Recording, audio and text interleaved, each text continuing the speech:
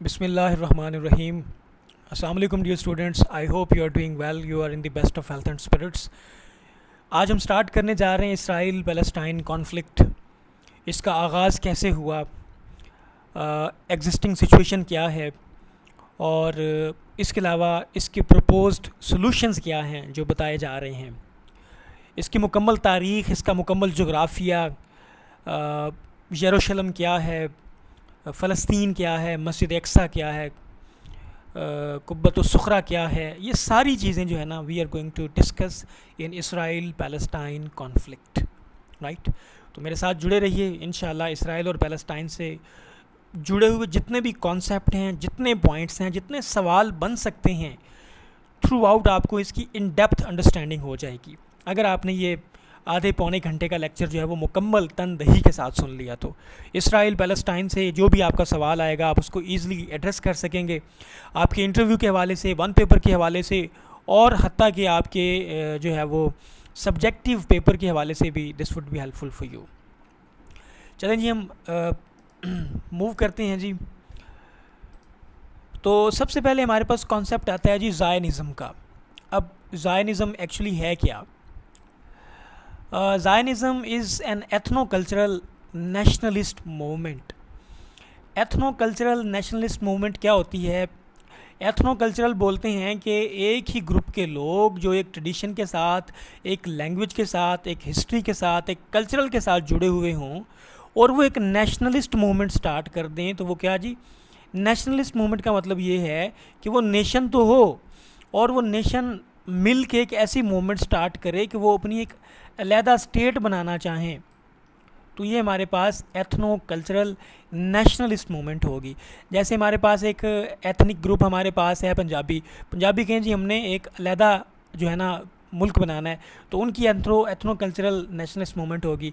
पश्तून कहें हमने अलहदा पश्तूनिस्तान बनाना है, तो उनकी एथनो कल्चरल नेशनलिस्ट मूवमेंट होगी।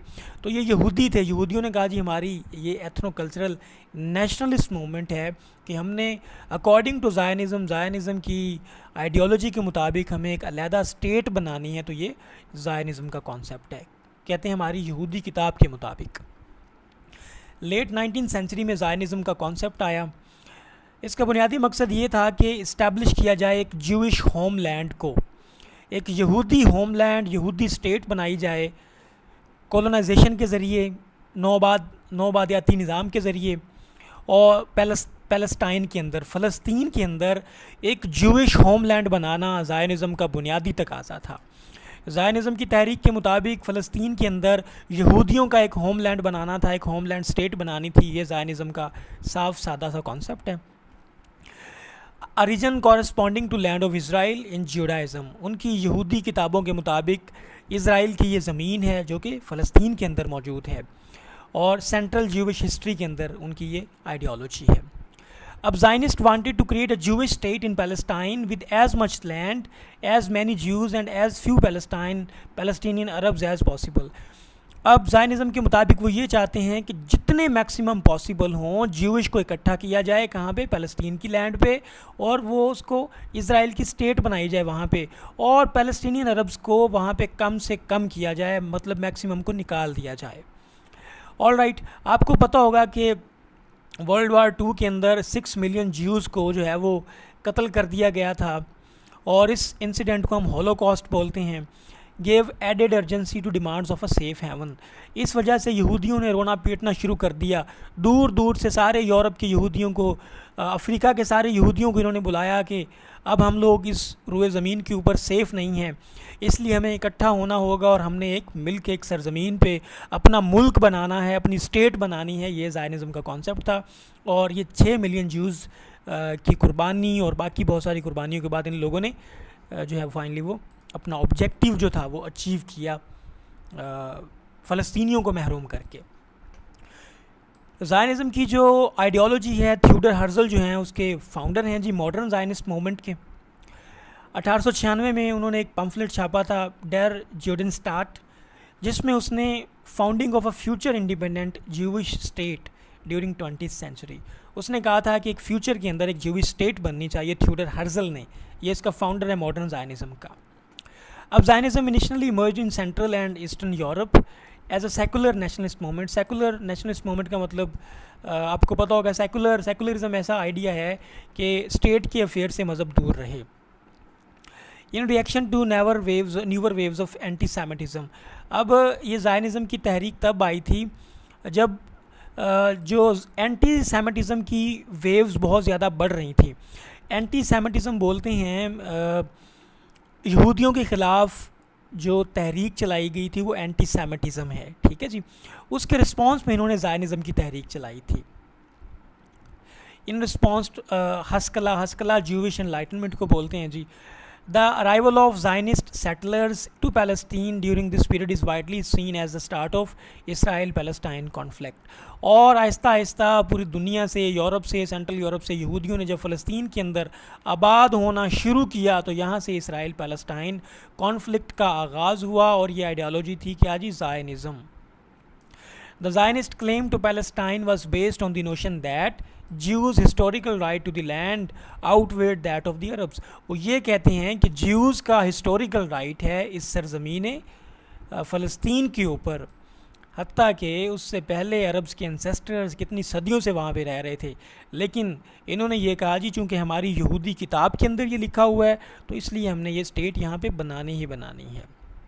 अंडरस्टैंड जी। तो यहाँ तक आपको अब बेसिक इसकी अंडरस्टैंडिंग हो चुकी होगी।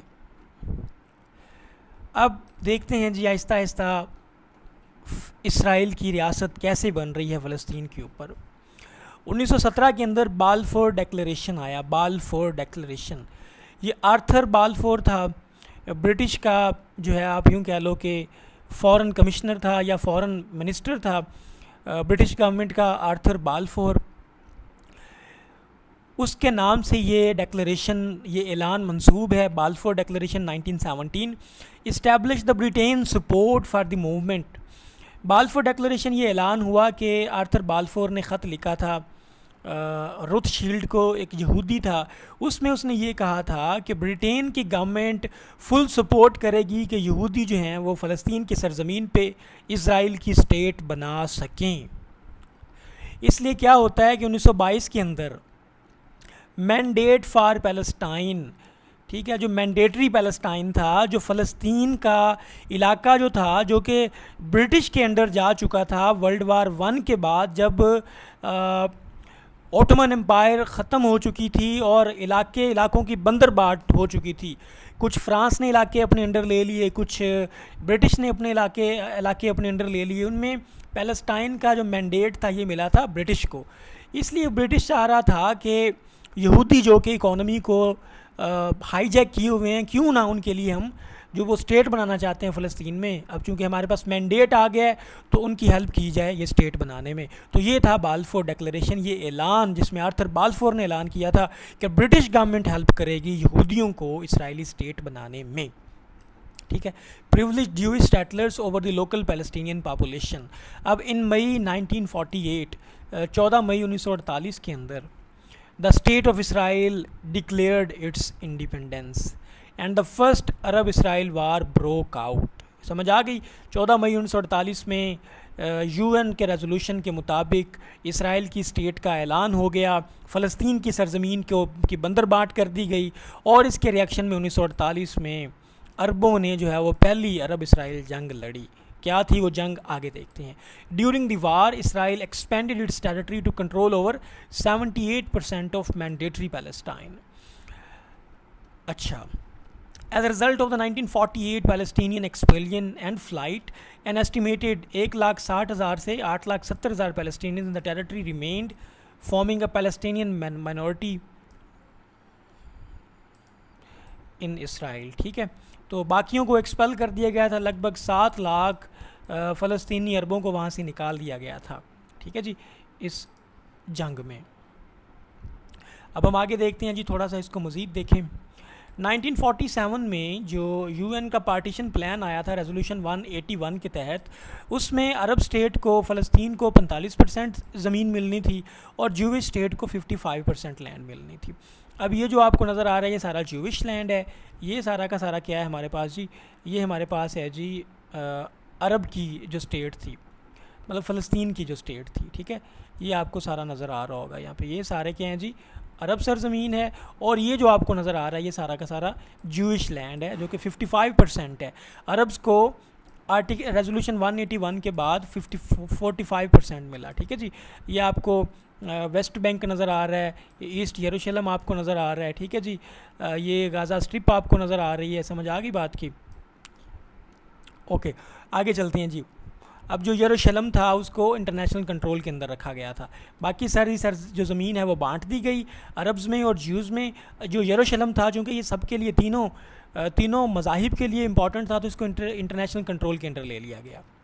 Following the end of World War II, the newly formed United Nations proposed a plan that would grant 55% of historic Palestine to Jewish state and 45% to non-contiguous Arab one.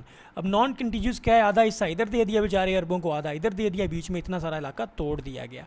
This plan was never implemented on the ground. आगे चलें, अब देखें जी, ये सारी अरब state थी। देखें ये Jewish आपको सेटलमेंट्स थोड़ी थोड़ी नज़र आ रही हैं। अब यहाँ पे क्या हुआ ये देख लें जी, अब डेवलपमेंट कैसी हुई है, सारा ज्यूज़ को मिल गया, अरब्स बेचारे अब कम होते गए। अरब कम होते होते ये देख लें बिल्कुल माइक्रोस्कोपिक माइनॉरिटी रह गए। अंडरस्टैंड जी। ये वेस्ट बैंक है, यरूशलेम है, ठीक है, गाज़ा स्ट्रिप है आपके पास, जिसके मसाइल हैं अभी, इसको हम सारे को पढ़ेंगे। ओके, अब क्या है जी 1917। अब देखें जी, प्री ब्रिटिश मैंडेट पैलेस्टाइन। अब ये आपको सारा पैलेस्टाइन नज़र आ रहा है, नीचे सारा जूविश एरिया। ये जफ़ा और हाइफा ये इलाके ज्यूज़ के पास थे, यूँ समझ लें।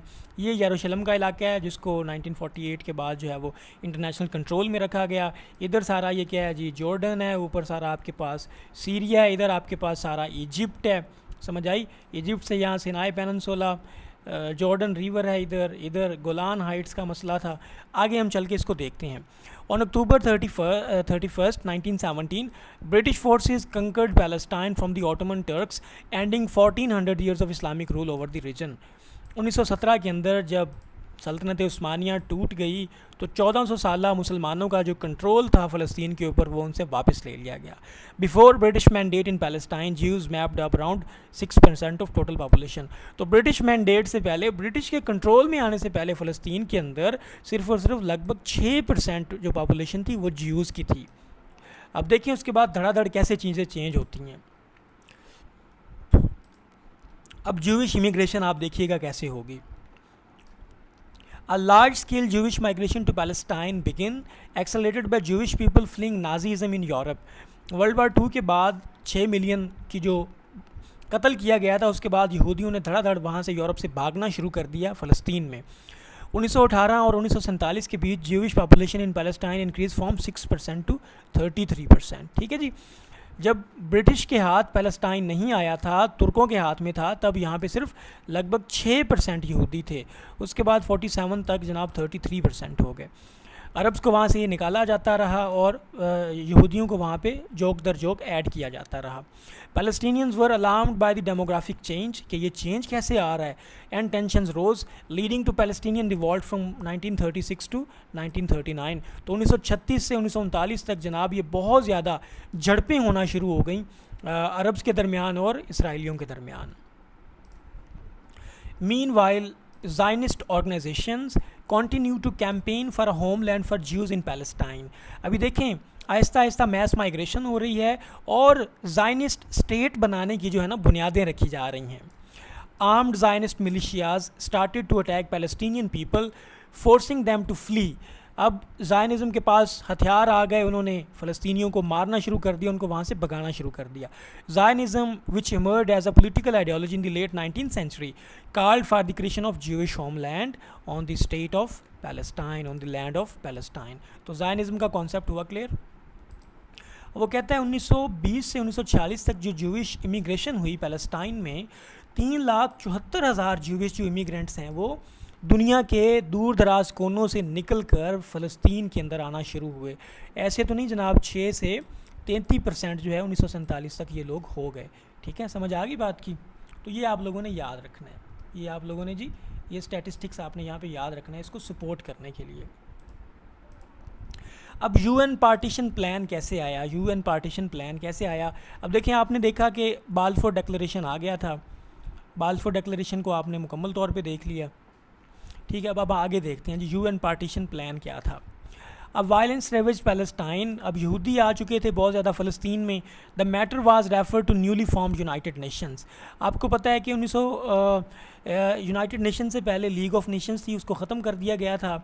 उसके बाद 1945 में यूनाइटेड नेशंस बनाई गई थी। तो अब ये पार्टीशन का मसला, फ़लस्तीन की पार्टीशन के फ़लस्तीन को इसकी पार्टीशन की जाए और इसराइल बनाया जाए, ये मसला यूनाइटेड नेशंस के अंदर लाया गया और यूनाइटेड नेशन ने अडॉप्ट किया रेजोल्यूशन 181। इसके मुताबिक पार्टीशन ऑफ पैलेस्टाइन किया जानी थी और अरब और ज्यूविश 2 स्टेट्स बनानी थी, जिसमें उन्होंने 55% एरिया ज्यूज़ को दिया और अरब्स को 45% एरिया मिला। जबकि यरूशलेम का इलाका, यरूशलेम जो यहूदियों के लिए भी इम्पॉर्टेंट है क्योंकि वहाँ पे उनका वेलिंग वाल है, टेंपल माउंट है। मुसलमानों के लिए इम्पॉर्टेंट है कि मस्जिद अक्सा है। ईसाइयों के लिए इम्पॉर्टेंट है कि ईसा अलैहिस्सलाम की पैदाइश हुई। इसको एक सेपरेट इंटरनेशनलाइज टेरिटरी कह दिया गया कि इंटरनेशनल कंट्रोल में इसको ले लिया गया। अब वो कहते हैं the city is currently divided between western यरूशलेम। अब इसको डिवाइड किया गया वेस्टर्न और ईस्टर्न यरूशलेम में। वेस्टर्न यरूशलेम में यहूदियों की आबादी है जी। ईस्टर्न यरूशलेम जो है इधर पैलेस्टीनियन पॉपुलेशन रहती है और पैलेस्टीनियन कहते हैं कि हमारा जो कैपिटल है वो ईस्ट यरूशलेम ही है। इसराइल ने ईस्ट यरूशलेम को कैप्चर कर लिया था 1967 की वॉर में और इसी वॉर में इसने वेस्ट बैंक को भी कंट्रोल कर लिया, इस पर कब्ज़ा कर लिया, लेकिन इसको इंटरनेशनल कम्युनिटी अभी तक भी रिकग्नाइज़ नहीं करती। अब ये वॉर क्या थी, ये सारा कुछ हम आगे चल के देखते हैं। The old city in occupied East Jerusalem holds religious significance for Christians, Muslims and Jews. It is home to Al Aqsa mosque which is important for Muslims, जिसको अल हरम, इसको किबला अव्वल भी बोलते हैं। ज्यूज़ के लिए टेंपल माउंट है और 1981 में यूएन ने इसको वर्ल्ड हेरिटेज साइट का रुतबा दे दिया था। अब चीज़ें आहिस्ता आहिस्ता आपको क्लियर होंगी जी। देखिए, यरूशलेम है जी डिवाइडेड सिटी। वेस्ट यरूशलेम जो है यहाँ पे हैज़ बीन इसराइली टेरिटरी 1948 से, इसमें यहूदियों की डोमिनेंस है। उसके बाद ईस्ट यरूशलेम जो है ये इसराइल ने इसको 1967 में ऑक्यूपाई किया, लेकिन यहाँ पे पैलेस्टीनियंस अभी भी मेजॉरिटी के अंदर, इतने ज़्यादा पैलेस्टीनियंस हैं कि उनको कत्ल करके, उनका जेनोसाइड करके, उनको डिस्प्लेस करके भी वहाँ पे उनको माइनॉरिटी में चेंज नहीं किया जा सका, ठीक है। तो जो वेस्ट यरूशलेम है इसमें ये 1948 से यहूदियों के अंडर है। ईस्ट यरूशलेम अगरचे उन्हीं के अंडर ही है, सिक्योरिटी हर चीज़ वही कंट्रोल करते हैं, लेकिन यहाँ पर अभी तक भी मुसलमानों की पॉपुलेशन, पैलेस्टीनियंस की, अरब्स की पॉपुलेशन बहुत ज़्यादा है। अंडरस्टैंड जी। अब ये देखें जी, वेस्ट यरूशलेम में 3,54,000 यहूदी हैं और मुसलमान वहाँ पे हैं जी 5,000, जबकि इसराइली सेटलर जो हैं ईस्ट यरूशलेम में 2,36,000 हैं, पैलेस्टीनियन 3,70,000 हैं। अंडरस्टैंड जी। चलें अब हम चलते हैं आगे। अब रिलीजियस साइट्स इसमें क्या हैं जी? रिलीजियस साइट्स याद रखिए, एक तो अल-अक्सा मस्जिद है जो मुसलमानों के लिए इंपॉर्टेंट है, किबला अव्वल है, वेलिंग वाल है, यहूदी यहाँ पे इसके सामने खड़े होकर रोते हैं, ये सेंट जेम्स कैथेड्रल है और चर्च ऑफ होली सेपल्चर है जी, ठीक है, ये आपने याद रखना है। अब नकबा क्या है? नकबा भी एक बड़ा इंपॉर्टेंट कॉन्सेप्ट है। जैसे ही इसराइल की बर्थ हुई मई 1948 में, तो इसराइलियों ने, आईडीएफ ने, इसराइली डिफेंस फोर्स ने लगभग 7.5 लाख पैलेस्टीनियंस को वहाँ से, कुछ को कत्ल कर दिया, कुछ को वहाँ से डिस्प्लेस कर दिया, कुछ को वहाँ से भगा दिया। इस कत्लो गारत को, डिस्प्लेसमेंट को नकबा बोलते हैं या कैटास्ट्रोफी बोलते हैं, तबाही बोलते हैं, ठीक है। और इसके बाद 1967 में जो जंग हुई उसमें 3 लाख मज़ीद फ़लस्तीनियंस को फ़लस्तीन की सरज़मीन से निकाल दिया गया। इसको क्या बोलते हैं जी? इसको नकबा बोलते हैं। नकबा का मतलब होता है तबाही, मतलब फ़लस्तीनियों की तबाही 1948 में हुई थी। लगभग 7 लाख फ़लस्तीनियों को फ़लस्तीन से निकाल दिया गया, दर बदर कर दिया गया। और मज़ीद 1967 में जो 6 डेज़ वार हुई थी उसमें 3 लाख मज़ीद फ़लस्तीनियों को निकाल दिया गया। इस तरह डिस्प्लेसमेंट होती रही और इसको नकबा बोलते हैं, 1948 के अंदर हुआ। आगे देखें जी, फ़लस्तीनियंस को जो एक्सपेल किया गया, अब ये वेस्ट बैंक है और ये नीचे यरूशलेम है, ठीक है, ये गाज़ा स्ट्रिप है। इसको वेस्ट बैंक इस वजह से बोलते हैं कि ये जॉर्डन रिवर का वेस्ट बैंक है, ठीक है जी। इधर सारा जॉर्डन है, ये जॉर्डन रिवर और उस रिवर का जो है ना ये वेस्ट बैंक है, समझ आ गई बात की। और अब एक जुमला बोला जाता है, from river to the sea Palestine would be free. तो ये रिवर यहाँ से स्टार्ट होता है, जॉर्डन रिवर, और इधर है मेडिटेरेनियन सी, ठीक है। तो वो कहते हैं ये मेडिटेरेनियन सी, तो यहाँ से यहाँ तक ये सारा जो है ये क्या है जी, वो कहते हैं फ़लस्तीन ही है। ओके, ज़ायनिस्ट मिलिट्री ने कुछ 7.5 लाख फ़लस्तीनियों को निकाल दिया 1948 में, इसको नकबा बोलते हैं, ठीक है जी। और remaining 22% was divided in the West Bank and Gaza strip. फिर 1967 की वॉर में मज़ीद इन बेचारों को निकाल दिया गया, फ़लस्तीनियों को, अरब्स को। इसराइल ने 1967 की जंग में गाज़ा पे भी, गाज़ा स्ट्रिप जो है ये वाली गाज़ा स्ट्रिप, इस पर भी कब्ज़ा कर लिया, और ये जो वेस्ट बैंक है इस पर भी कब्ज़ा कर लिया था, ठीक है जी। ये एक्चुअली फ़लस्तीनियन के कंट्रोल में था, लेकिन 1967 की जंग में इसराइल ने इस पर कब्ज़ा कर लिया, इस गाज़ा पे भी कब्ज़ा कर लिया। ये तो पहले ही सारा उसने अपने कंट्रोल में ले लिया। ये मज़ीद उसने गुलान हाइट्स जो सीरिया का इलाका था ये भी छीन लिए। इधर सिनाई पेनिनसुला था इजिप्ट से, ये भी उसने छीन लिया, सिनाई पेनिनसुला भी छीन लिया उसने 1967 की जंग में, ठीक है जी। During the June 1967 war, Israel occupied all of the historic Palestine, expelled 3 lakh Palestinians from their homes, ठीक है। तो 1967 की जो जंग हुई उसमें ये गुलान हाइट्स का इलाका सीरिया से छीन लिया, गाज़ा स्ट्रिप छीन ली, जो सिनाई पेनिनसुला छीन लिया जी, किससे, इजिप्ट से। वेस्ट बैंक और जो है यूँ कह लो कि ईस्ट यरूशलेम ये जॉर्डन से छीन लिया था। Israel declared the annexation of East Jerusalem in 1980, but the international community still consider it an occupied territory. Palestinians want Jerusalem as the capital of their future state, ठीक है। अब जो 2 state solution कहते हैं, तो फ़लस्तीनी बोलते हैं कि ईस्ट यरूशलेम पे जो इसराइल ने कब्ज़ा किया हो ये इलीगल है, फ्यूचर में हमारी जब स्टेट बनेगी फ़लस्तीन की तो ईस्ट यरूशलेम हमारा कैपिटल होगा। ओके, अब 1948 अरब इसराइल वार को थोड़ा देख लें मज़ीद।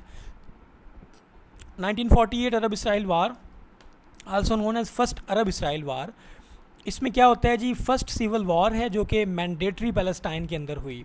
अब मैंडेटरी पैलेस्टाइन का पता चल गया कि ये जो मैंडेट मिला था ब्रिटिश गवर्नमेंट को फ़लस्तीन का, कि ये इसको फ़लस्तीन को अब आपने कंट्रोल करना है, ऑटोमन एम्पायर का कंट्रोल तो ख़त्म हो गया था, तो ये एरियाज़ फ्रांस और ब्रिटिश के दे दिए गए थे। तो जो एरिया ब्रिटिश को मिला वो ब्रिटिश मैंडेट था, जो एरिया फ्रांस को मिला वो फ्रेंच मैंडेट था। तो फ़लस्तीन का इलाका ब्रिटिश को मिला तो ये ब्रिटिश मैंडेट कहलाया, ठीक है जी। Final stage of 1948। तो द सिविल वार जब ये स्टार्ट हुई तो ये separate states with Israeli declaration of independence on 14 मई 1948, जब उसने ऐलान किया यूएन के अंदर, तो अब जो अरब स्टेट्स थी उन्होंने इसके ख़िलाफ़ ऐलान जंग कर दिया, ठीक है, at mid night, and entry of military collision of Arab states into territory of mandatory Palestine. फिर फाइनली क्या हुआ कि इसमें जो है ना जंग बंदी करवा दी गई। 1949 में आर्मिस्टिस एग्रीमेंट हो गया था, और उस आर्मिस्टिक में उस जंग बंदी में ग्रीन लाइन खींच दी गई थी, आपको अब ग्रीन लाइन नज़र आएगी, ठीक है। उसके तहत जो है ना टेरिटरीज़ क्या कर दी गई थी, डिफ़ाइन कर दी गई थी। तो फर्स्ट अरब इसराइल वार 1948 में शुरू हुई, जो कि अरब कोलिशन डिफरेंट अरब स्टेट्स ने मिल के इसराइल पे हमला किया। 1949 में आर्मिस्टिस एग्रीमेंट हुआ, उसके तहत ग्रीन लाइन बनी, उसने बाउंड्रीज़ को क्या कर दिया, डिवाइड कर दिया। अब एक एक टेक्स्ट की एक एक लाइन पढ़ रहा हूँ, आप सबके लिए बहुत इंपॉर्टेंट है, जिसको अभी कोई कॉन्सेप्ट नहीं है इसका। By the end of war state of Israel controlled all of the area that the UN had propose for a Jewish state. वो तो इसने कंट्रोल कर लिया जो ज्यूइश स्टेट के लिए यूएन ने प्रपोज किया था, as well as 60% of the area proposed for an Arab state including Jaffa, Lydda, Ramle area, upper Galilee, some parts of Negev, west coast as the Gaza city and wide strip along the Tel Aviv Jerusalem road, ठीक है। Israel also took control of West Jerusalem। अब इसने waste यरूशलेम का भी control मुकम्मल तौर पे क्या कर लिया, संभाल लिया, which was meant to be a part of an international zone for Jerusalem and its environs। Transjordan, अब इसके बाद क्या हुआ कि जो जॉर्डन की स्टेट थी उन्होंने अब 1948 की वार में यूँ समझें कि इसराइल ने वेस्ट यरूशलेम पे कब्ज़ा कर लिया, जॉर्डन ने जनाब ईस्ट यरूशलेम को अपने कब्ज़े में ले लिया, और इसको आजकल वेस्ट बैंक भी बोलते हैं, वेस्ट बैंक के अंदर ईस्ट यरूशलेम आता है।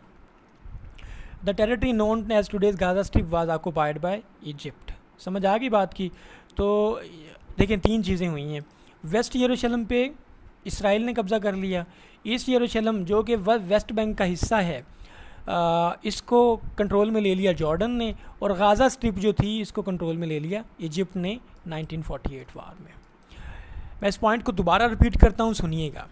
1948 के अंदर जो अरब इसराइल वार हुई थी उसमें वेस्ट यरूशलेम जो है, वेस्ट यरूशलेम का जो इलाका है वेस्ट यरूशलेम, इसको इसराइल ने अपने कंट्रोल में ले लिया। ईस्ट यरूशलेम जो कि वेस्ट बैंक का हिस्सा है इसको जॉर्डन ने अपने कंट्रोल में ले लिया, ठीक है। और गाज़ा स्ट्रिप जो है ये इजिप्ट ने अपने कंट्रोल में ले ली। ये आपने याद रखना है 1948 की वार के बाद, ठीक है जी। अब हम थोड़ा सा इसका मैप भी देख लें, समझ आ गई बात की। देखें ये था जी गाज़ा स्ट्रिप। अब चूँकि ये सारा इजिप्ट है, इजिप्ट ने ये अपने कंट्रोल में ले लिया, ठीक है।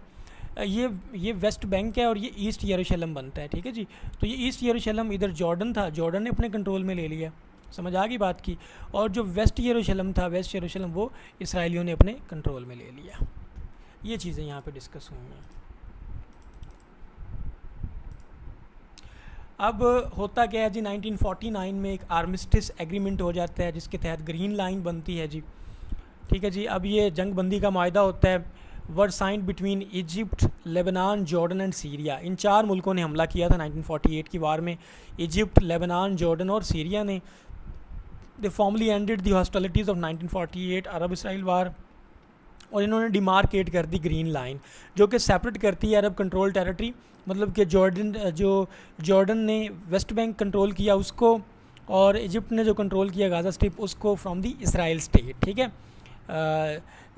ठीक है, समझ आ गई बात की। तो जो 1948 में जॉर्डन ने वेस्ट बैंक कंट्रोल किया था वो इसके अंडर ही रहा 1967 तक। जो गाज़ा स्ट्रिप इजिप्ट ने कंट्रोल में अपने ली थी 1948 की वार में, वो भी इसके अंडर रहा 1967 तक। ये 1967 इतना इम्पॉर्टेंट क्यों है, ये 6 डेज़ वार इतनी इम्पॉर्टेंट क्यों है? क्योंकि इस जंग में इसराइल ने गाज़ा स्ट्रिप इजिप्ट से छीन ली और वेस्ट बैंक जो है वो जॉर्डन से वापस ले लिया। याद रखिएगा ये पॉइंट। आगे चल के पढ़ते हैं। The Green Line or armistice border is the demarcation line set out in 1949 armistice agreement between armies of Israel and its neighbors Egypt, Jordan, Lebanon और सीरिया। इजिप्ट ने गाज़ा स्ट्रिप वापस ली थी, जॉर्डन ने लिया था वेस्ट बैंक का इलाका, ठीक है। After the 1948 Arab-Israel war, it served as the de facto border of the state of Israel from 1949 till 6 days war in 1966, ठीक है 7, and continues to represent slightly internationally recognized borders with the 2 Palestinian territories, the West Bank and the Gaza Strip. West Bank किसके control में था? Jordan. और Gaza strip किसके control में थी? Egypt के, ठीक है जी 1948 के बाद। अब देखते हैं अब उनसे वापस कैसे इसराइल के पास जाता है ये। अब इसके बाद होता है जी सुइज़ क्राइसिस। अब सुइज़ क्राइसिस क्या होता है जी? सुइज़ कैनाल थी, आपको पता है, इसको सेकेंड अरब इसराइल वार भी कहा जाता है। ये एक ट्राइपार्टाइट एग्रेशन थी अरब वर्ल्ड के ख़िलाफ़, जिसको वेज किया था ब्रिटिश, फ्रेंच और इसराइल ने, जब इन्होंने इजिप्ट के ऊपर हमला किया 1956 के अंदर। आपको पता है कि जमाल अब्दुल नासिर ने 1956 में सुइज़ कैनाल को नेशनलाइज़ किया, अपने कंट्रोल में लिया। तो इन मुल्कों ने मिल के, जनाब इसराइल ने, इनने मिल के क्या किया, इजिप्ट के ऊपर हमला कर दिया, ठीक है। इसका बुनियादी मकसद ये था कि सुइज़ कैनाल को अपने कंट्रोल में ले लें, ठीक है, और जो स्ट्रेट ऑफ तिरान है उसको रीओपन किया जाए, और जो गल्फ़ ऑफ अकबा है, Gulf of Aqaba as the recent tightening of the 8 year long Egyptian blockade further prevented Israeli passage. जो गल्फ़ ऑफ अकबा है जिससे सारे जहाज़ इस साइड पे जाते थे, तो उसको भी बंद कर दिया जाए। ये सुइज़ क्राइसिस था एक्चुअली जी। अब इसका मैप अनफॉर्चुनेटली मैं यहाँ पे नहीं लगा सका, वो फिर कभी मैं आपको समझा दूँगा सुइज़ क्राइसिस समझाते हुए। अब होता ये है कि after issuing a joint ultimatum for seize fire, United kingdom and France joint the Israel. अब यूके और फ्रांस ने जनाब इसराइल को ज्वाइन किया कि हाँ जी हमला करना चाहिए। इनका बुनियादी मकसद ये था कि इजिप्शियन प्रेसिडेंट जमाल अब्दुल नासिर, जिन्होंने जो है ये सुइज़ कैनाल नेशनलाइज़ की थी, इसको ये लोग डिपोज़ हुकूमत से हटाना चाहते थे और सुइज़ कैनाल का कंट्रोल लेना चाहते थे, क्योंकि वहाँ से तजारती बेड़े बहुत ज़्यादा गुजरते थे, which Nasser had nationalized by transferring administrative control from the foreign-owned Suez Canal Company to Egypt's new government-owned Suez Canal Authority. तो जमाल अब्दुल नासिर ने 1956 में जो सुइज़ कैनाल कंपनी थी उसका कंट्रोल छीन लिया और सुइज़ कैनाल अथॉरिटी के अंडर दे दिया, जो कि गवर्नमेंट की थी।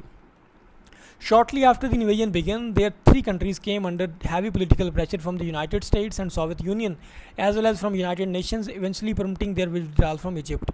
लेकिन इंटरनेशनल कम्युनिटी ने देखा कि यूके, फ्रांस और इसराइल ने ये बहुत गलत किया है कि उसके अंदर जाके ये घुस रहे हैं, सुइज़ कैनाल पे कैसे कब्ज़ा कर रहे हैं। तो यूएस ने, यूएन ने और सोवियत यूनियन ने उनके ऊपर प्रेशर डाला कि आप इलीगल कर रहे हैं, इसलिए उनकी बहुत जो है वो उस टाइम बड़ी डिस्ग्रेस हुई, उन्होंने अपनी फोर्सेस वापस निकाल ली। So the crisis demonstrated that UK and France could no longer pursue their independent foreign policy without consent from United States. यहाँ से ये साबित हुआ कि जनाब अब यूनाइटेड स्टेट्स ही दुनिया के ऊपर रोल करेगी। यूके जिसके ऊपर कभी सूरज नहीं गुरूब होता था, और फ्रांस अभी आइंदा के बाद अपना फैसला इस तरह से नहीं करेंगे।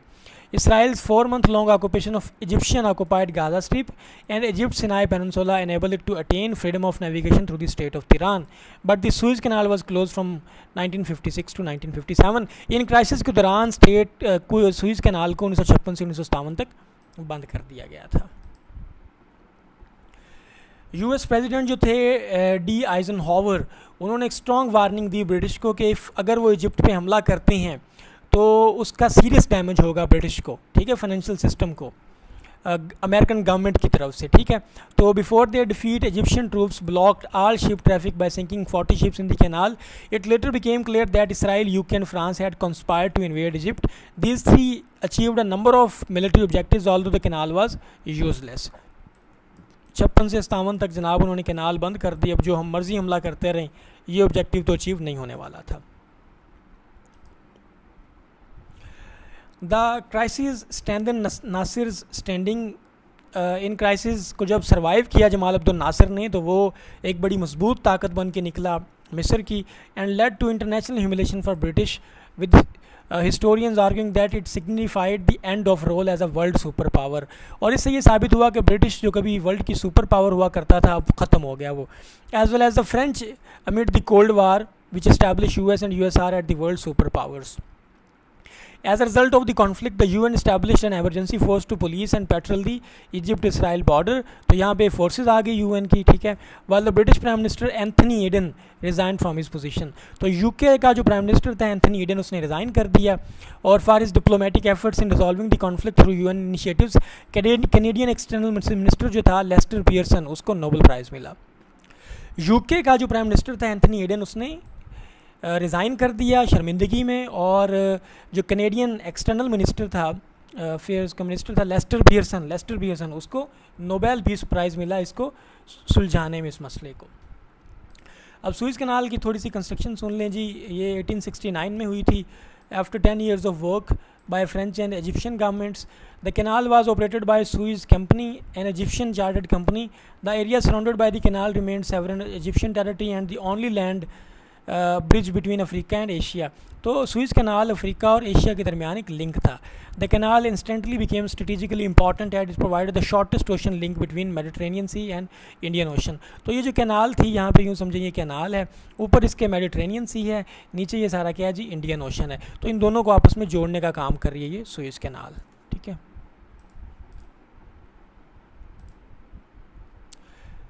ओके जी, ये अब आपको पता चल गया जी। अब हमारे पास अगला कॉन्सेप्ट आता है इसी के अंदर, अल फतह। ये फ़तह पार्टी क्या थी? 1959 में अल फतह पार्टी बनी।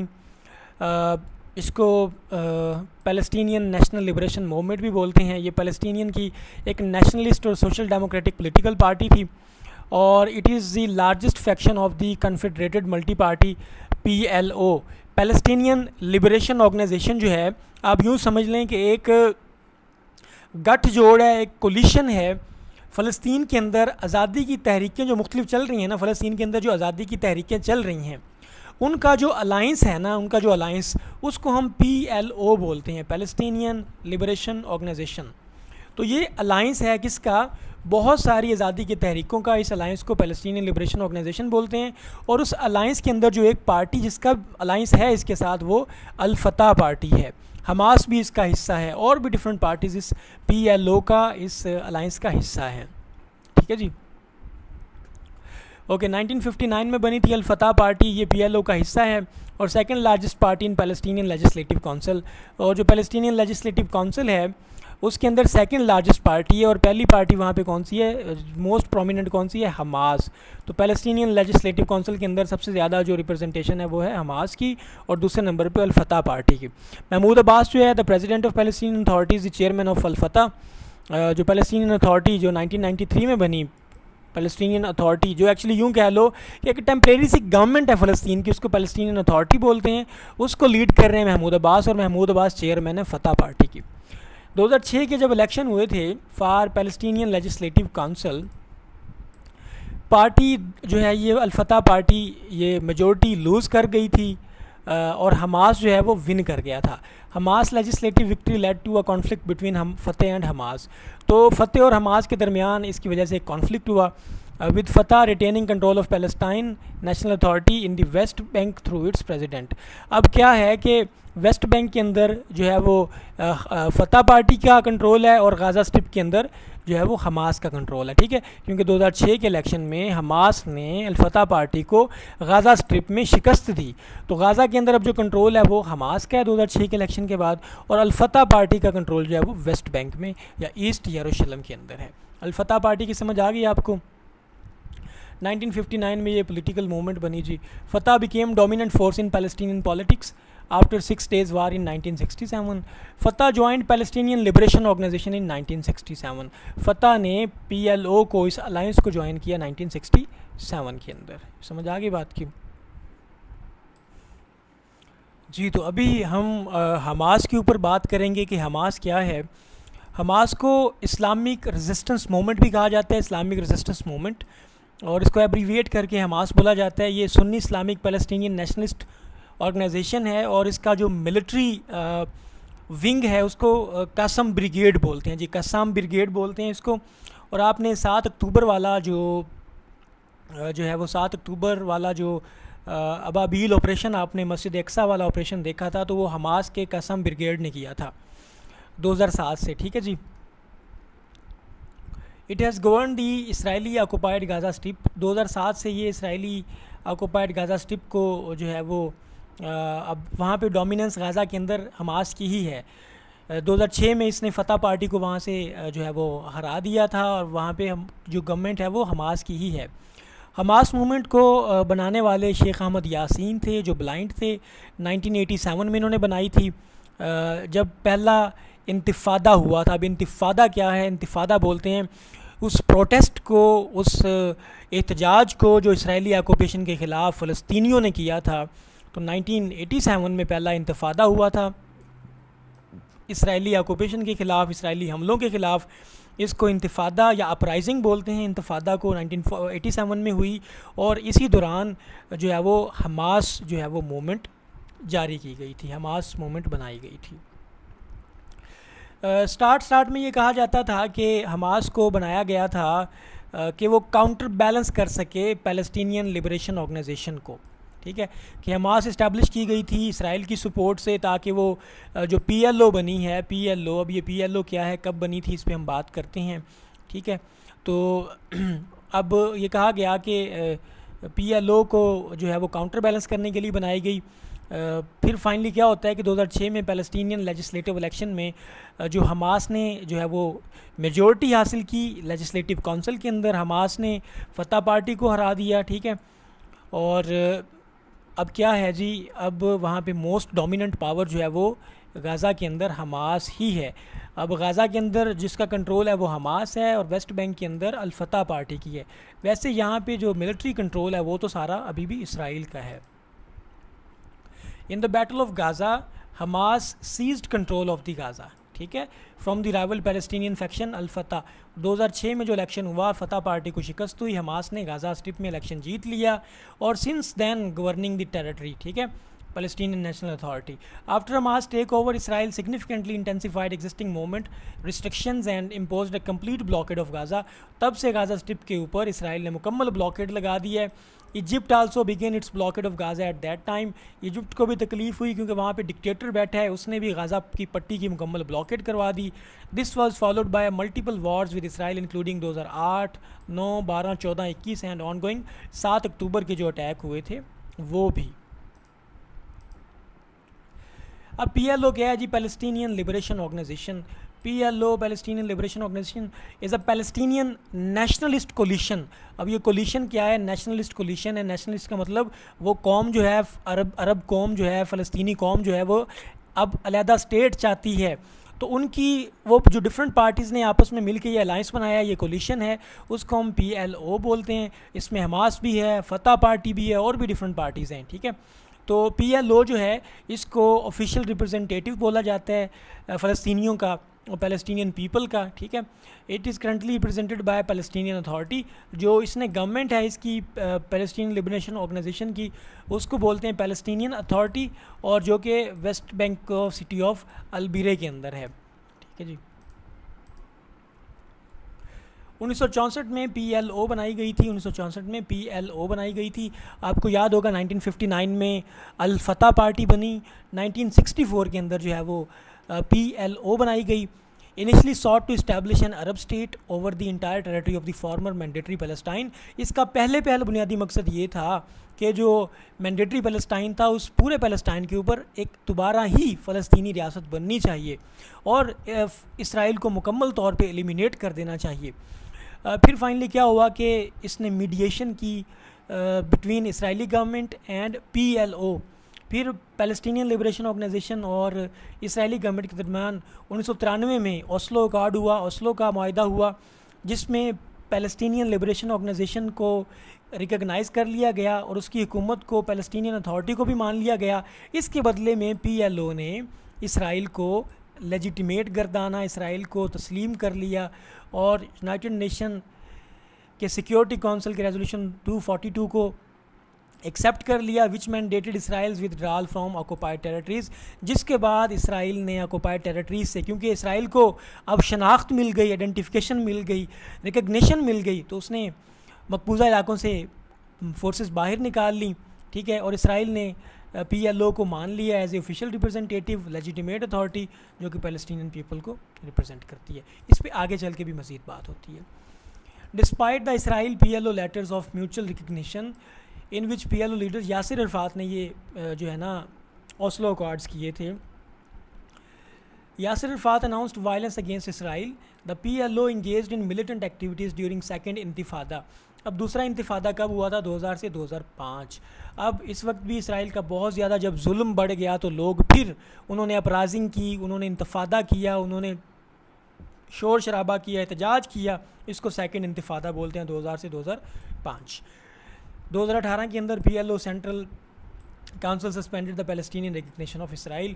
अब 2018 में इसने इसराइल की जो रिकग्निशन थी उसको कैंसिल कर दिया। 1993 में इन्होंने मान लिया था, फिर 2018 में फिर उसको कहा जी हम नहीं मानते इसराइल की स्टेट को।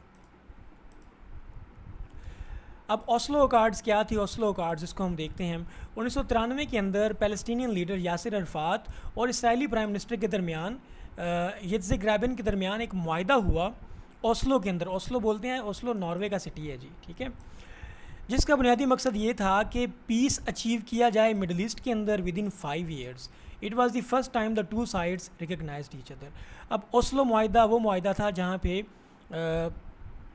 पैलेस्टीनियन लीडर यासिर अरफात जो कि PLO को रिप्रेजेंट कर रहे थे और Israeli prime minister Yitzhak Rabin Oslo के अंदर इकट्ठे हुए। उन्होंने कहा कि हम पीस का मुआहदा करते हैं, आप हमें मान लें, आप इसराइल की स्टेट को रिकग्नाइज़ कर लें, हम आपको तस्लीम कर लेते हैं, आपकी पैलेस्टीनियन अथॉरिटी को, आपकी पैलेस्टीनियन लिबरेशन ऑर्गेनाइजेशन को।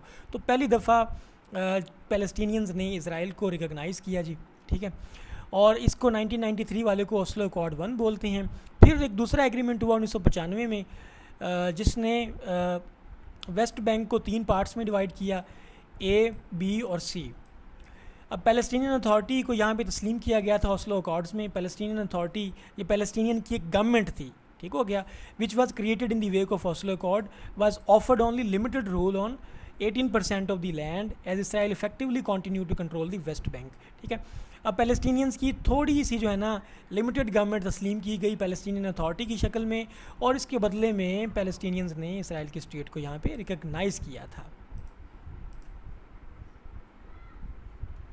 ये देखें जी 1993 में ओस्लो अकॉर्ड्स हुए थे, ये ओस्लो अकॉर्ड्स हुए थे।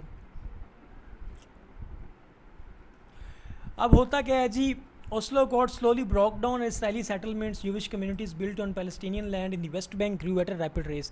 अब ओस्लो अकॉर्ड ने इस माहे ने टूटना ही था, क्योंकि इसराइली आहिस्ता आहिस्ता जो थोड़ी बहुत सरजमीन बेचारे फ़लस्तीनियों को मिली थी वहाँ पे भी इन्होंने इलीगल सेटलमेंट्स बनाना शुरू कर दी। The settlement population in the West Bank and East Jerusalem grew from 2,50,000 से 7 लाख तक in September this year. About 3 million Palestinian lives in occupied West Bank and East यरूशलेम।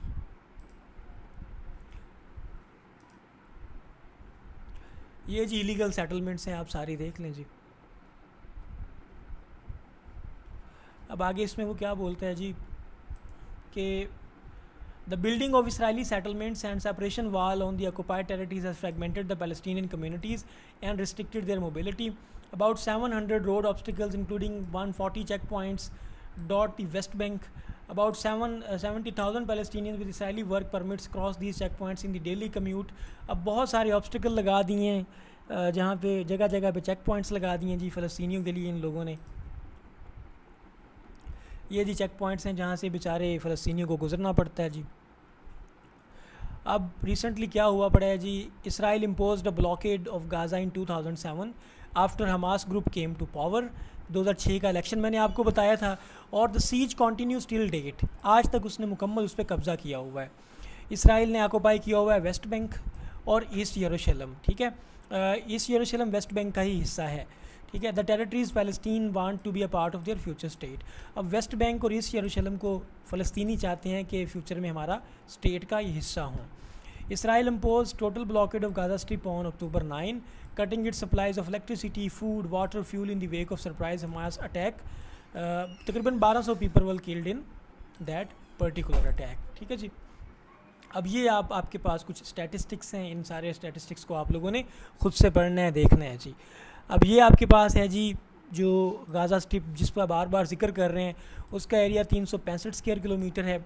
वेस्ट बैंक और यरूशलेम जो है वो 5600 स्क्वायर किलोमीटर है, और ये बाकी जो है इसराइल इतना बड़ा है जी, ये आपके सामने है। ठीक है, तो गाज़ा स्ट्रिप सिर्फ और सिर्फ 365 स्क्वायर किलोमीटर, और आपके पास वेस्ट बैंक और यरूशलेम 5600 स्क्वायर किलोमीटर बनते हैं।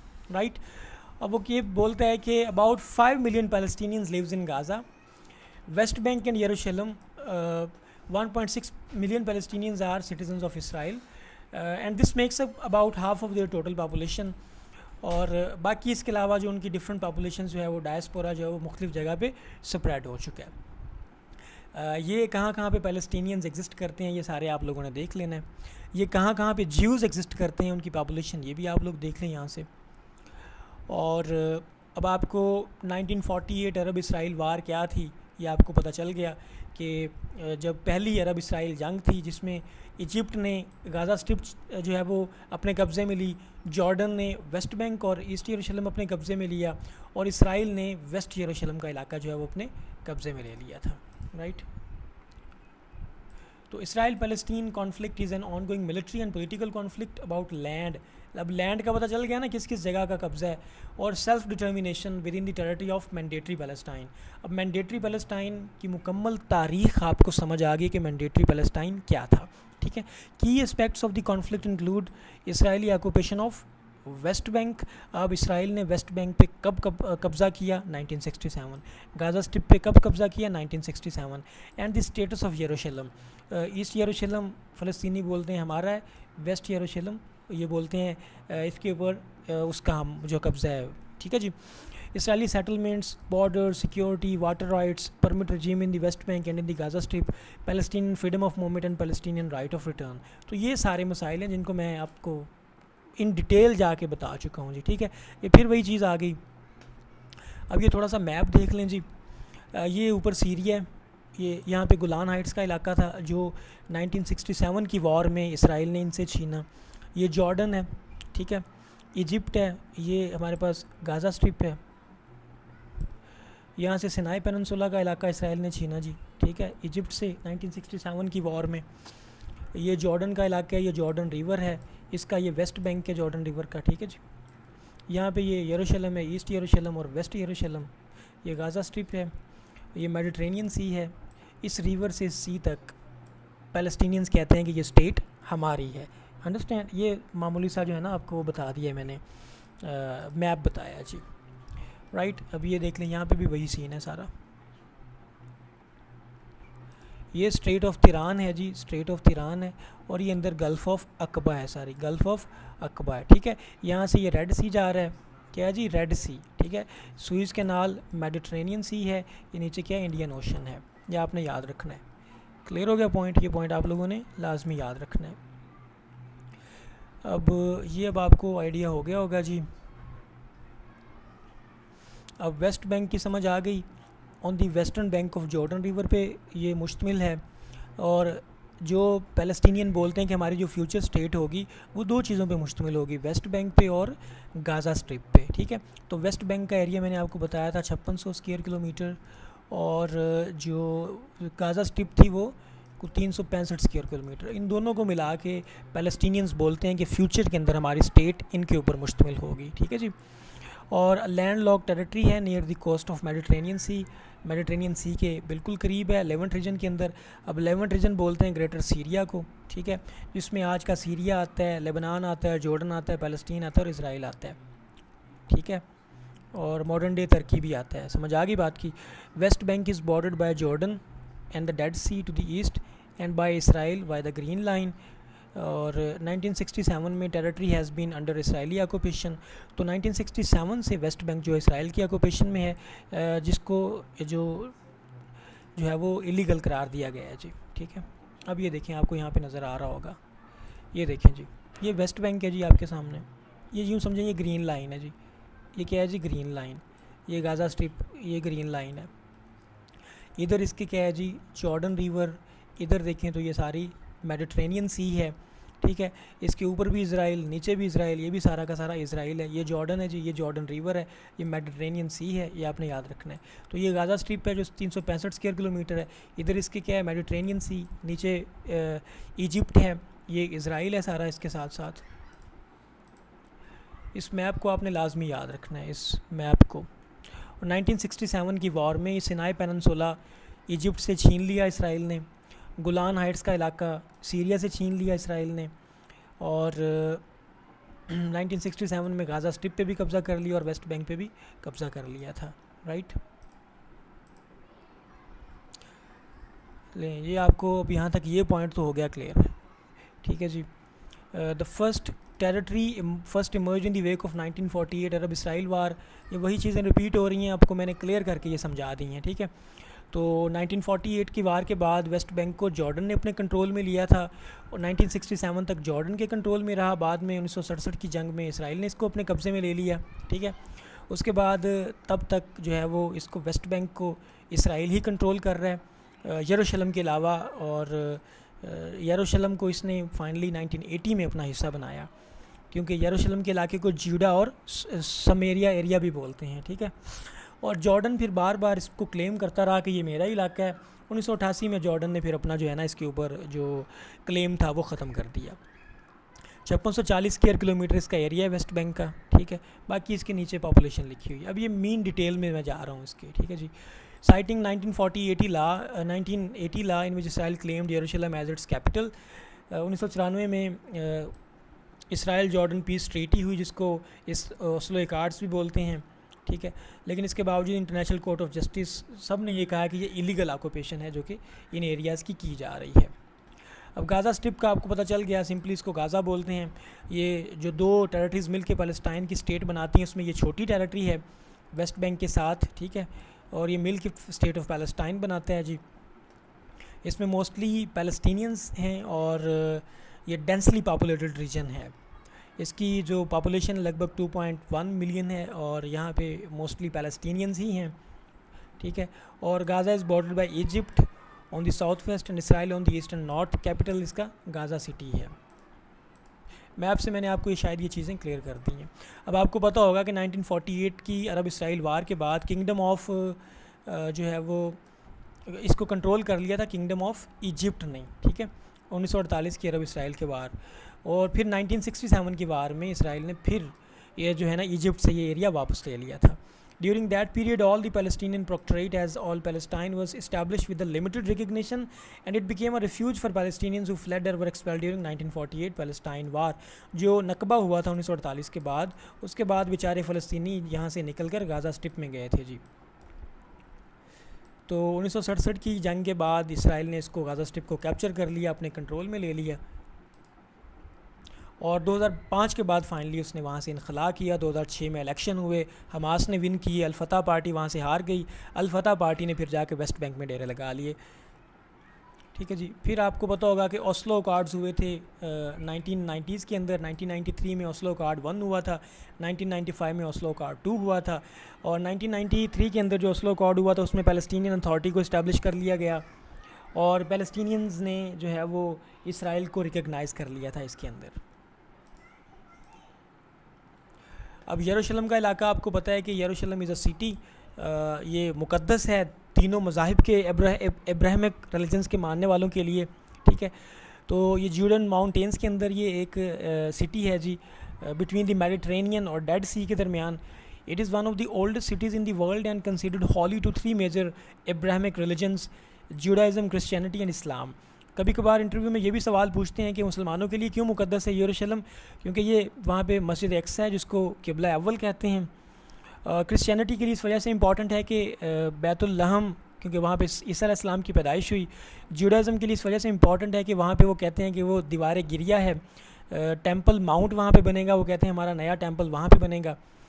तो इस वजह से ये इम्पॉर्टेंट है इनके लिए, तीनों मज़ाहिब के लिए, ठीक है जी। अब करंटली जो स्टेटस है यरूशलेम का, one of the core issues in Palestine Israel conflict, 1947 के बाद जो यूएन पार्टीशन प्लान आया था, इसको कहा गया था कि यरूशलेम जो है ये इंटरनेशनली रिकग्नाइज्ड टेरिटरी है, इस पे ना फ़लस्तीनियों का कब्ज़ा होगा ना इसराइलियों का कब्ज़ा होगा, राइट। लेकिन फिर आपको पता है कि वेस्ट यरूशलेम पे कब्ज़ा कर लिया था किसने, ज्यूज़ ने, और ईस्ट यरूशलेम को मतलब वेस्ट बैंक को जॉर्डन ने अपने कब्ज़े में ले लिया था, किंग अब्दुल्ला ने। ओके 1967 की वॉर का आपको पता चल गया जी। 1967 की वॉर कब हुई थी जी, ऑक्यूपाई, तब से इसराइल ने वेस्ट बैंक को ऑक्यूपाई कर लिया, गाज़ा स्ट्रिप को, ठीक है। और the 2 Palestinian uprising against it's land 1987 में, 2000 में, 1987 में क्या हुआ था, फर्स्ट इंतिफादा, और 2000 में सेकंड इंतिफादा हुआ था, ठीक है। इंतिफादा क्या था वो मैंने आप लोगों को बड़ा क्लियरली बता दिया इसमें, ठीक है। मैंडेटरी पैलेस्टाइन का आपको पता चल गया जी क्या है। अब ये चीज़ें देखें बार बार अब आ रही हैं, इनको अगर आप थोड़ा सा बैकग्राउंड मज़ीद समझना चाहें तो मैं इस तरह कहूँ कि जब वर्ल्ड वार 1 स्टार्ट हुई थी तो ऑटोमन एम्पायर बड़ी पावरफुल हुआ करती थी, तो ऑटोमन्स को तोड़ने के लिए अरबों को इस्तेमाल किया गया। ब्रिटिश ने अरबों को ये लालच दिया कि अगर ऑटोमन एम्पायर, उस्मानी सल्तनत ख़त्म होती है तो हम अरब रियासतें बनाएंगे छोटी छोटी, और वहाँ पे आप लोगों को हुक्मरानी दे देंगे। तो ये थी Arab uprising against Ottoman Empire during First World War, ठीक है।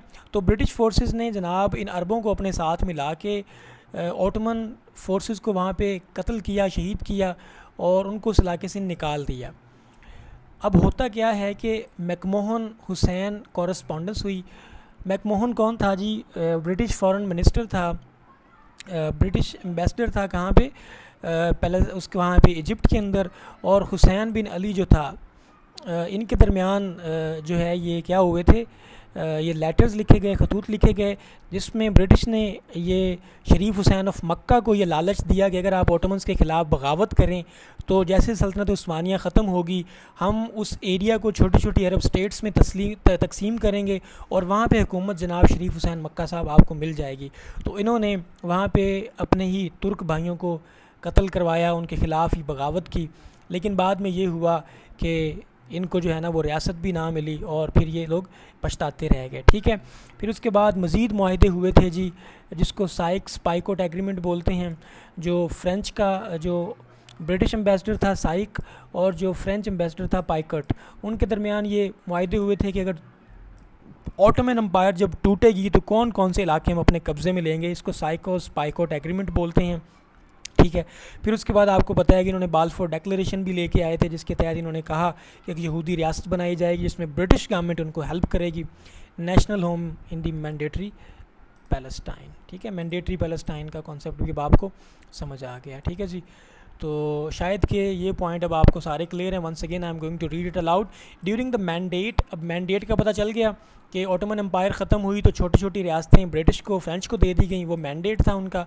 द एरिया सा successive waves of Jewish immigration, तो उसके बाद ज्यूज़ ने जोक दर जोक पूरी दुनिया से फ़लस्तीन के अंदर आना शुरू कर दिया, सेटलमेंट शुरू कर दी, और वहाँ पर rise of nationalist movements start हो गई। उसके बाद क्या होता है, 1936 से 1939 तक जब अरब्स ने देखा तो हमारी सरजमीन के ऊपर कब्ज़ा हो रहा है, तो उन्होंने रिवॉल्ट की, उन्होंने बगावत की ज्यूज़ के ख़िलाफ़। ठीक है, फिर उसके बाद 1948 में पार्टीशन प्लान आता है, मई 1948 में अरब इसराइल स्टेट बना दी जाती है। फिर 1948 में अरब इसराइल वार होती है, और हाशमी किंगडम जो है जॉर्डन की, उसने जो है वो वेस्ट बैंक पे कब्ज़ा कर लिया, और उसके बाद किंगडम ऑफ इजिप्ट ने गाज़ा स्ट्रिप को अपने कब्ज़े में ले लिया।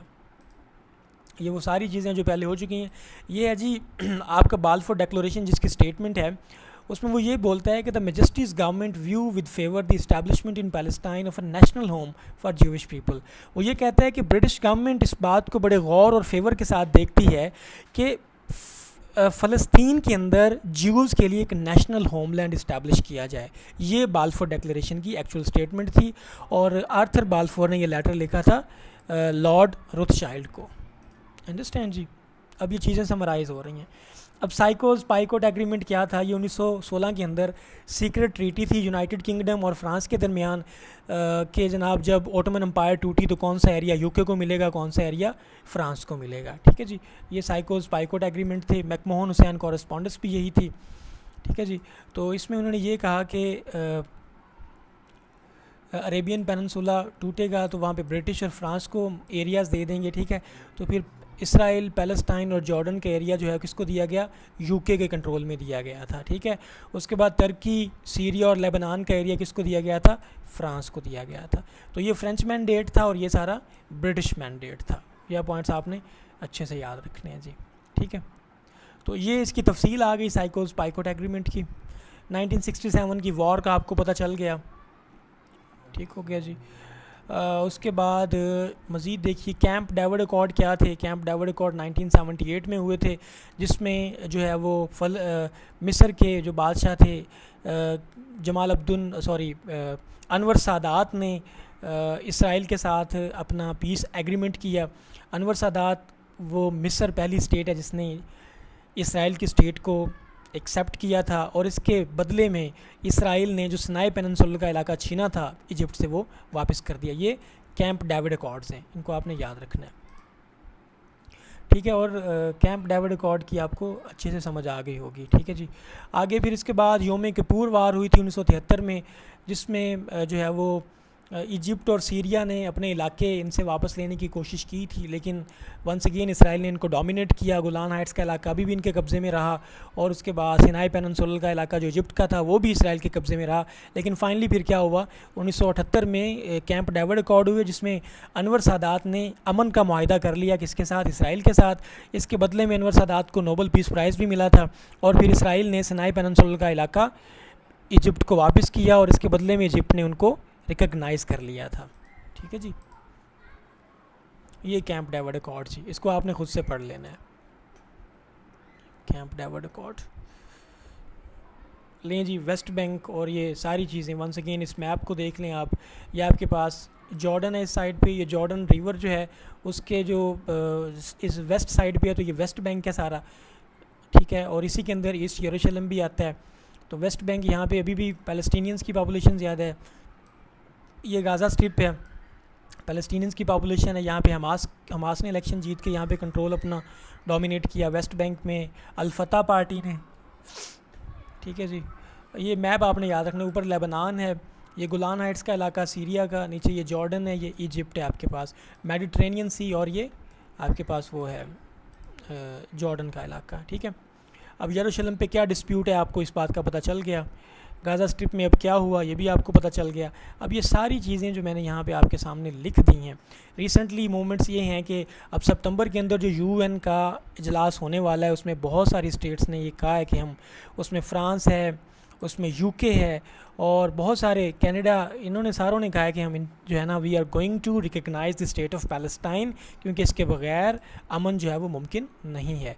तो सितंबर के जो इजलास होगा मोस्ट प्रोबेबली उसमें ये लोग इसको एक्सेप्ट कर लेंगे। और टू स्टेट सोल्यूशन ये है कि टू स्टेट सोल्यूशन ये है कि प्री 1967 जो बॉर्डर्स हैं उसमें टू स्टेट सोल्यूशन, अब हमारा स्टैंस ये है कि उससे पहले जो बॉर्डर्स थे उन बॉर्डर्स पे मुश्तमिल इसराइल और फ़लस्तीन की स्टेट्स को कोएग्जिस्टेंस बना दिया जाए। ठीक है, 1967 से पहले वाले जो बॉर्डर्स थे उन बॉर्डर्स के तहत इसराइल और फ़लस्तीन की 2 रियासतें बना दी जाएँ। ये टू स्टेट सोल्यूशन है। ठीक है जी, इसको ये सारा आपने खुद से पढ़ लेना है, सारा आप लोगों के लिए ये सारा डाटा इकट्ठा किया जी, आप इस सारे को खुद से पढ़ लीजिएगा। लें जी, अब ये रिसेंटली न्यूयॉर्क का डिक्लेरेशन हुआ है जी on the peaceful settlement of question of Palestine and implementation of two state solution. ठीक है जी, और प्री 1967 बॉर्डर्स पे जो है वो पैलेस्टाइन और इसराइल की स्टेट बना दी जाए। ये हमारा जो है, ये हमारे जो फॉरेन मिनिस्टर हैं उनका बयान था जी, ये सारा ये वाला, ये सारे काम किए जाएँ जी। ठीक है जी, ऑलमोस्ट जो है 142 स्टेट्स जो हैं वो अभी भी एक्सेप्ट करती हैं कि ये बन जाना चाहिए। योम किपुर वार आपको मैंने बता दी 1973 में हुई थी। इसमें सीरिया और इजिप्ट ने हमला किया था इसराइल पे ताकि सिनाई पेनिनसुला और गोलान हाइट्स वापस लें, लेकिन वंस अगेन अरबों को शिकस्त हुई इसमें। ये देखें जी, सारा इसको पढ़ लें आप खुद। फिर 1982 की लेबनान वार, इसको आपने खुद से देख लेना है जी क्या थी। फ़र्स्ट इंतिफादा 1987 से 93, फ़र्स्ट अपराइजिंग इंतफादा जब जो है वो फ़लस्तीनी बहुत बड़े एहतजाज में निकल पड़े, वो फ़र्स्ट इंतफादा कहलाता है। ठीक है जी, उसके बाद ओस्लो कार्ड्स आपको पता चल गया इनका। ठीक है जी, सेकंड इंतफादा जब दूसरा एहतजाज हुआ फ़लस्तीनियों की जानिब से। फ़तह हमास स्लिप 2006-7 में जो इलेक्शन हुए उसमें जो स्प्लिट हुए ये अलग-अलग हो गए, इसको आपने पढ़ लेना है। अब अब्राहम अकॉर्ड्स बड़ा इंपॉर्टेंट है, इसको आप समझ लें कि रिसेंटली अरब स्टेट्स और इसराइल के दरमियान नॉर्मलाइजेशन हुई है। जो नॉर्मलाइजेशन एग्रीमेंट्स हुए हैं इसको अब्राहम अकॉर्ड्स बोलते हैं। प्रेसिडेंट डोनाल्ड ट्रंप ने ये करवाया कि इसराइल की स्टेट के साथ अपने डिप्लोमेटिक रिलेशन कायम किए हैं यूएई ने, बहरीन ने और उसके बाद सूडान और मराकश ने। इसको अब्राहम अकॉर्ड्स बोलते हैं और इसके ऊपर अरबों ने जो है वो बहुत ज़्यादा तनकीद की है कि फ़लस्तीन की रियासत को अभी तस्लीम नहीं किया गया, तो इसके बगैर कैसे यूएई, बहरीन, सूडान और मराकश ने इसराइल के साथ अपने जो है वो ताल्लुकात क्यों कायम किए हैं। ये अब्राहम अकॉर्ड्स है। ठीक है जी, इसको आपने खुद से पढ़ लेना। सो अगर आप लोगों का कोई क्वेश्चन है तो you can ask in comment box, I would be responding to all of your questions. If you find this video helpful to you, you are supposed to share it with your fellows, your family, friends, so that everybody could get benefit out of this content. Thank you so much. May Allah bless you.